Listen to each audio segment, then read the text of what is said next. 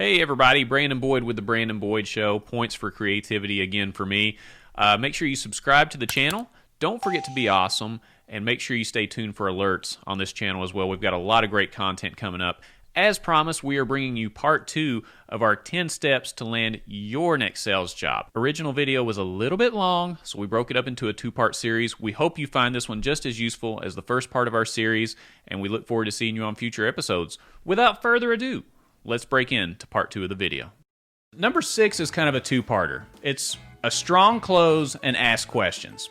Okay, so you're getting towards the end of the interview, and let's say it's been a great interview, you're feeling good about where you're at, or maybe you're uncomfortable with the way things have went so far, you don't think you answered some questions correctly. This is your chance. One shot, one opportunity To recoup all the good or all the bad that you've done in the last 30 minutes or an hour in an interview. So first they're going to say, do you have any questions?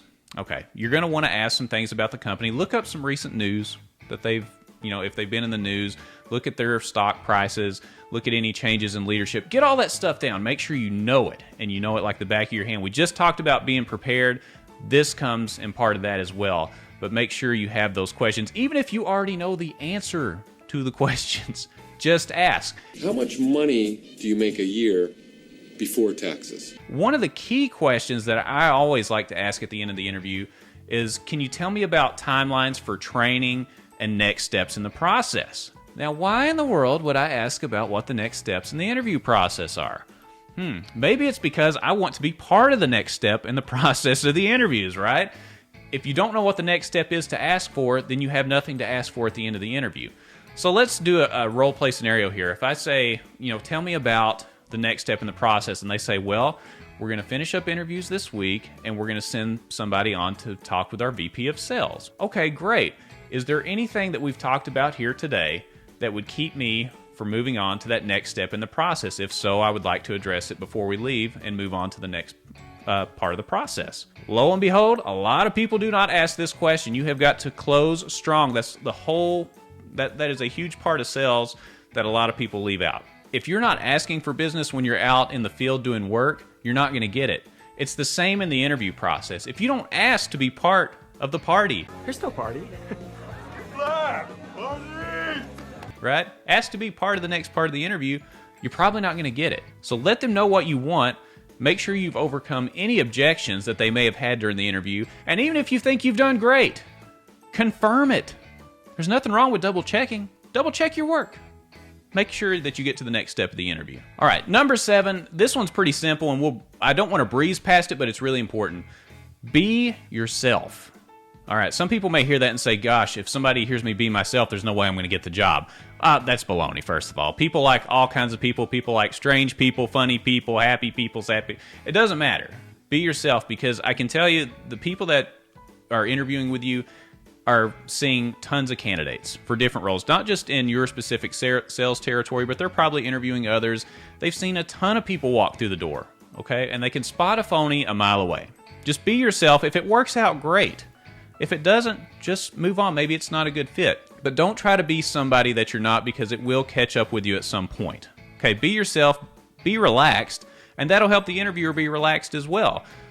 Make some idle chit-chat during the initial part of the interview and afterwards. Just be who you are, and most likely that'll be good enough.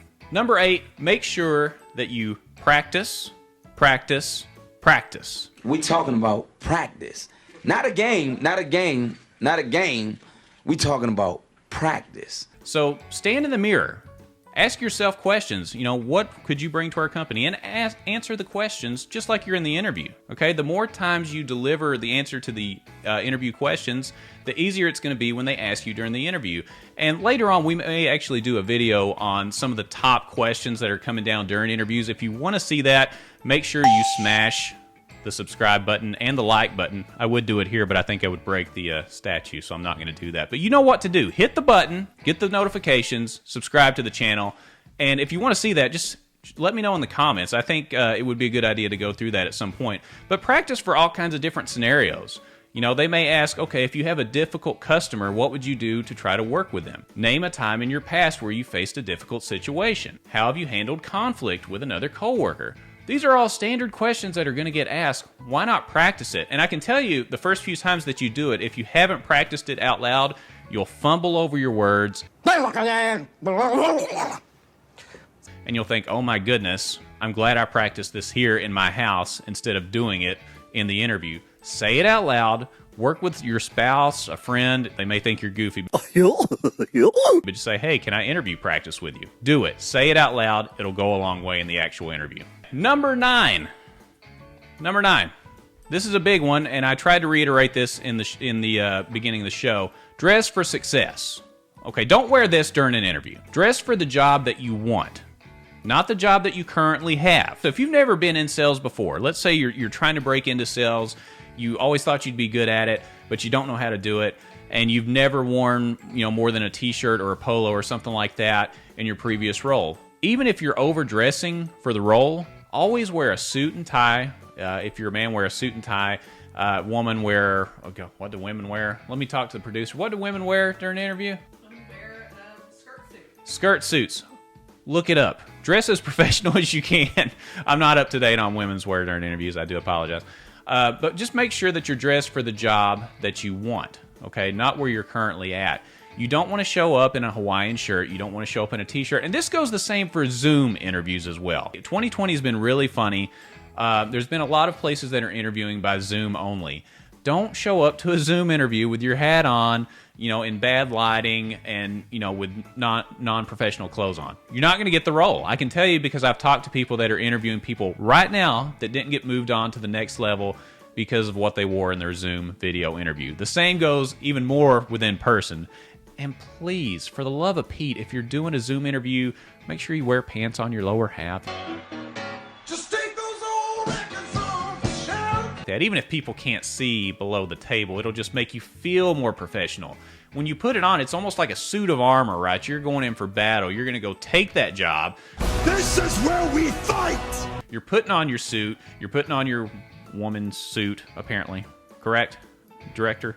Yes, okay. You're putting on your suit of armor to go in and get that job and get the role that you want. Dress for it, and you may outperform others just by what you put on that morning. You know what? I know one thing I've mentioned is we're going to be doing a lot of future videos on a lot of these subtopics, but one I do want to cover at some point is Zoom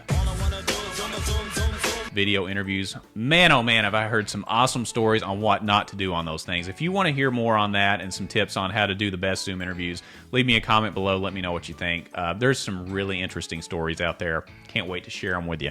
Number 10, this is the key. The other 9 are going to get you in the room, and they're going to set you up to be above probably 80% of the other people. But if you want to be in the top 5%, The top 1%. and really set yourself up for success on this, I like to put something together in bullet point number 10 called a brag book. Well, Brandon, what the heck is a brag book? It sounds kind of silly, but it is a bound book that you can have done at FedEx, UPS, or really any print shop.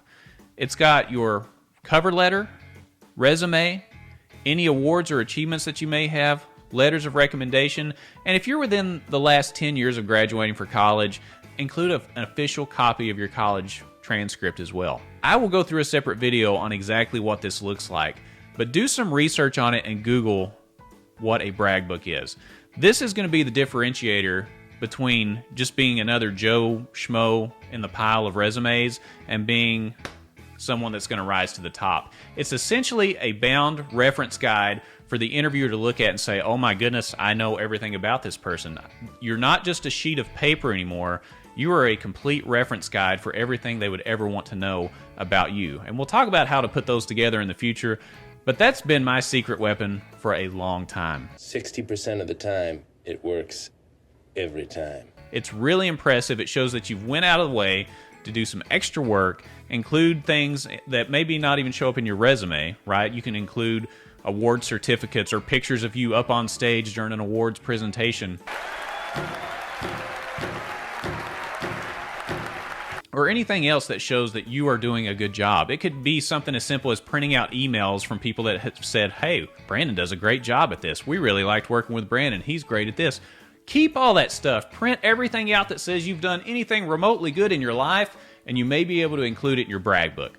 It is the secret weapon to getting the next sales job. If you really want to rise to the top, I can't emphasize enough, use the Bragg book.